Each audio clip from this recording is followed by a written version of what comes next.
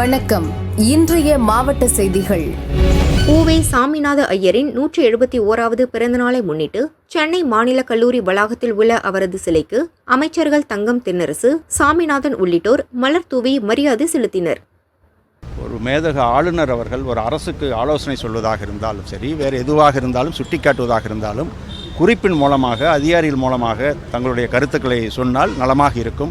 இது வேண்டுமென்றே ஒரு குற்றச்சாட்டு சொல்வது போல் தான் அமைகிறத ஒழிய இது ஒரு மேதக ஆளுநருடைய பொறுப்புக்கு அழகல்ல. சேலம் மாவட்டம் கெங்கவல்லி அருகே கிருஷ்ணாபுரத்தைச் சேர்ந்தவர் அசோக்குமார், ஆட்டோ டிரைவர். இவரது மனைவி தவமணி, வயது 38, மகள்கள் 13 வயது விஜயதாரணி, 10 வயது அருள்குமாரி, மகன் 5 வயது அருள் பிரகாஷ். சொத்து தொடர்பாக தம்பதியிடையே அடிக்கடி தகராறு ஏற்படுவது வழக்கம். இதனால் சில ஆண்டுகளுக்கு முன் தம்பதி பிரிந்தனர். அசோக்குமார் நெய்வேலிக்கு சென்று ஆட்டோ ஓட்டினார். அங்கு ஒரு பெண்ணுடன் கள்ள தொடர்பில் இருந்ததாக கூறப்படுகிறது. தட்டி கேட்ட மனைவியை தீர்த்து கட்ட கணவர் சந்தர்ப்பம் எதிர்பார்த்து காத்திருந்தார். கள்ளக்காதலுக்கு மனைவி, குழந்தைகள் இடையூறாக இருப்பதாக உணர்ந்தார்.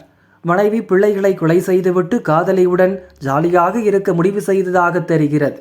கொலை திட்டத்துடன் நேற்று இரவு நெய்வேலியிலிருந்து சொந்த ஊருக்கு புறப்பட்டார். அதிகாலையில் கிருஷ்ணாபுரம் வீட்டுக்கு வந்தார். அப்போது மனைவியும் 3 குழந்தைகளும் அயர்ந்து தூங்கிக் கொண்டிருந்தனர். பெற்ற பிள்ளைகள் கூட என பாராமல் தூங்கிக் கொண்டிருந்த 4 பேரையும் சரமாரியாக வெட்டினார். சத்தம் கூட போட முடியாமல் சம்பவ இடத்திலேயே 4 பேரும் இரத்த வெள்ளத்தில் சரிந்தனர். அங்கிருந்து அசோக்குமார் தப்பி ஓடினார். விடிந்த பிறகும் தவமணி வீட்டிலிருந்து யாரும் வெளியே வரவில்லை. இதனால் பக்கத்து வீட்டில் இருப்பவர்கள் சந்தேகத்தில் உள்ளே சென்று பார்த்தனர். தவமணியும் 3 குழந்தைகளும் இரத்த வெள்ளத்தில் கிடந்தனர். குழந்தைகள் விஜயதாரணி, அருள் பிரகாஷ் ஸ்பாட்டிலேயே இறந்து கிடந்தனர். தாய் தவமணி, இன்னொரு மகள் அருள்குமாரி உடலில் லேசான அசைவு இருந்தது. இருவரையும் அக்கம்பக்கத்தினர் மீட்டு மருத்துவமனைக்கு அனுப்பி வைத்தனர். ஆபத்தான நிலையில் 2 பேரும் சிகிச்சை பெற்று வருகின்றனர். ஸ்பாட்டிற்கு விரைந்த போலீசார் 2 குழந்தைகள் சடலத்தையும் கைப்பற்றி பிரேத பரிசோதனைக்காக மருத்துவமனைக்கு அனுப்பி வைத்தனர். சம்பவ இடத்தில் மோப்பனாய் சோதனை செய்தது. தடய அறிவியல் நிபுணர்களும் தடயங்களை சேகரித்தனர். மனைவி, குழந்தைகள் என கூட பாராமல் ஒரே நேரத்தில் எப்படி 4 பேரை அசோக்குமார் வெட்டி சாய்த்தார் என்பது போலீசாருக்கு அதிர்ச்சியாகவே இருந்தது. கள்ளக்காதலுக்கு இடையூறாக இருந்த மனைவி 3 குழந்தைகளை வெட்டி சாய்த்தாரா அல்லது வேறு எதுவும் காரணமா என போலீசார் விசாரிக்கின்றனர். வீட்டின் அருகே உள்ள தோட்டத்தில் பதுங்கியிருந்த அசோக்குமாரை போலீசார் கைது செய்தனர். தலையில் காயம் இருப்பதாக அசோக்குமார் கூறினார். அவரை கெங்கவல்லி அரசு மருத்துவமனையில் போலீசார் அட்மிட் செய்தனர். விசாரணை நடக்கிறது. கோடை சீசன் துவங்க உள்ள நிலையில் டூரிஸ்டுகளை வரவேற்க கொடைக்கானல் தயாராகி வருகிறது. இதற்காக பிரையன் பூங்காவில் மலர் செடிகள் புதிதாக நடவு செய்து பராமரிக்கப்பட்டு வரப்படுகிறது. அதன் ஒரு பகுதியாக பூங்காவில் 3ஆம் கட்ட நடவு பணியாக African marigold, alyssum, aster, delphinium, begonia, gazania, sweet william, zinnia, petunia, marigold, lilium, salvia, dianthus உள்ளிட்ட பல்வேறு வகையான 50,000 மலர் நாற்றுகள் நடவு செய்யும் பணி துரிதமாக நடக்கிறது. மலர் கண்காட்சியில் டூரிஸ்டுகளின் கண்களுக்கு விருந்தளிக்கும் வகையில் மலர்கள் பூத்து குலுங்கும். மேலும் கோடையை முன்னிட்டு விதவிதமான மலர் செடிகள் நடவு செய்ய உள்ளதாக தோட்டக்கலைத்துறையினர் தெரிவித்தனர். திண்டுக்கல் மாவட்டம் வடமதுரை அருகே பிலாத்து ஊராட்சி சார்பில் வாலிசெட்டிப்பட்டியில் கிராம சேவை மைய கட்டிடம் கட்டி புதுவாழ்வு திட்டத்திற்கு ஒப்படைக்கப்பட்டது. இங்கு இருக்கும் 3 அறைகளில் அங்கன்வாடி மையம், ரேஷன் கடை மற்றும் டான்பெட் தொலைத்தொடர்பு கேபிள் நிறுவனம் தலா ஒரு அறையை பயன்படுத்தி வருகின்றனர்.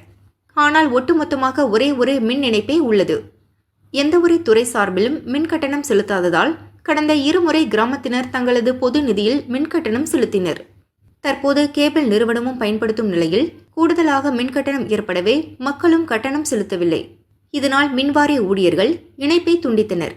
இதனால் இன்று காலை ரேஷன் கடைக்கு பொருட்கள் வாங்க வந்த பொதுமக்கள் அதிருப்தி அடைந்தனர். அரசை கண்டித்து பிலாத்து கொம்பேரிப்பட்டி ரோட்டில் மறியல் செய்தனர். பொருள் சப்ளை செய்ய மாற்று ஏற்பாடு செய்யப்படும் என கூறி சமாதானம் செய்யவே மக்கள் கலைந்து சென்றனர்.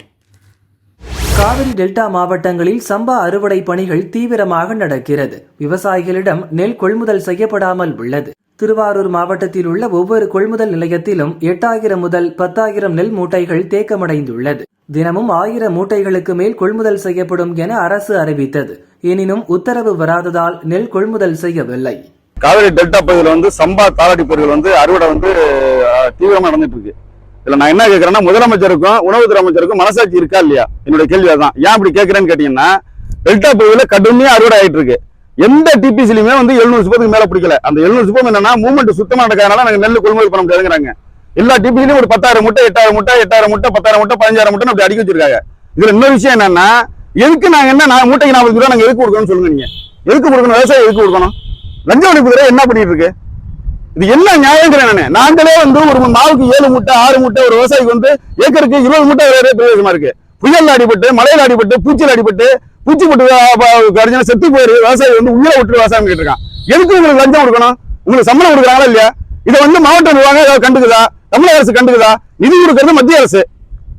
மேற்பார்வையில நீங்க நெல் கொள்முதல் பண்றீங்க. உங்க அதிகாரியும் உங்களால கண்ட்ரோல் பண்ண முடியாதா? எனக்கு கேட்கிற கேள்வி அதுதான். இது மனசாட்சி இருக்கா இல்லையா? விவசாயி செத்துக்கிட்டு இருக்கோம் நாங்க. கடலூர் மாவட்டம் விருத்தாச்சலத்தை சேர்ந்தவர் ஷெரீப். இவரது வீட்டில் தஞ்சாவூரை சேர்ந்த திருநங்கை சங்கவி வயது 32 என்பவர் வாடகைக்கு குடியிருந்தார். கடந்த சில மாதங்களாக சங்கவி வீட்டு வாடகை கொடுக்கவில்லை. வாடகை கேட்ட ஷெரீப்பை மிரட்டினார். இது குறித்து திருநங்கைகள் சங்க தலைவியிடம் ஷெரீப் புகார் கூறினார். அதைத் தொடர்ந்து திருநங்கைகள் சங்கவியை கண்டித்தனர். எனினும் சங்கவி வாடகை தராமல் இழுத்தடித்து வந்தார். ஆத்திரமடைந்த திருநங்கைகள் சங்கவி வீட்டிற்கு சென்றனர். அங்கு இரு தரப்புக்கும் இடையே தகராறு ஏற்பட்டது. ஆத்திரமுற்ற திருநங்கைகள் உருட்டுக்கட்டையால் சங்கவியை தாக்கினர். இதில் மயங்கி கீழே விழுந்த சங்கவியை ஆட்டோவில் ஏற்றி சென்ற திருநங்கைகள் கருவேப்பிலங்குறிச்சி காப்பு காட்டில் சங்கவியை இறக்கிவிட்டு சென்றனர். அங்கு சங்கவி இறந்தார். கருவேப்பிலங்குறிச்சி போலீசார் சங்கவி உடலை கைப்பற்றி திருநங்கைகளிடம் விசாரித்து வருகின்றனர்.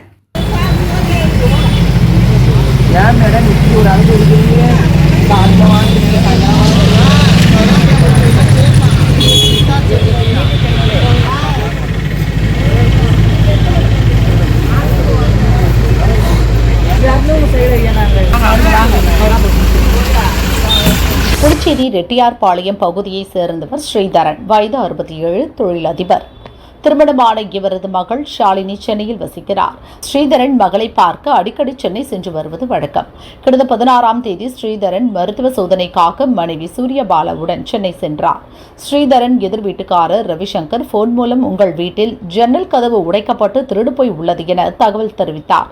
ஸ்ரீதரன் புதுச்சேரிக்கு வந்தார்.